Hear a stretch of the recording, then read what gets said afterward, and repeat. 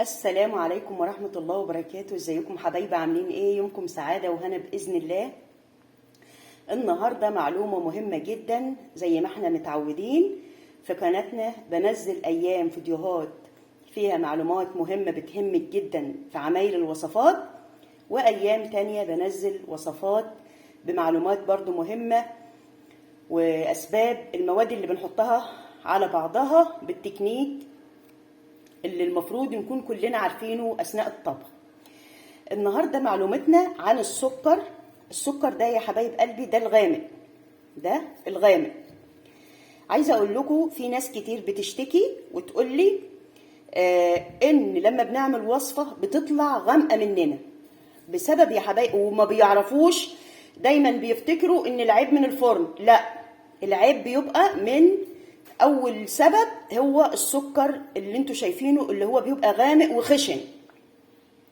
ده ما ينفعش يا حبايب قلبي في بعض او كتير جدا من الحلويات. اي نعم هو ساعات بينفع في بعض الحلويات، لكن في اغلب الحلويات ما ينفعش. زي الكيك مثلا هتلاقيها غامقه من النص، تيجي تفتحي تقطعيها هتلاقي الخلطه من جواها اسمر. ما ينفعش السكر ده يا جماعه يتحط في الكيك. انتوا فاهميني؟ ممكن تعملي منه دبس رمان، يعني تضيفيه على الرمان وانت بتعملي دبس الرمان، تعملي منه دبس حاجه تانية، هتحطي برضو الحاجات اللي هي اصلا اوريدي هي هتبقى غامقه. لكن الكيك احنا عايزينه بيبقى فاتح، بنبقى فرحانين اللي هو بيطلع فاتح، فما ينفعش نستخدم السكر ده.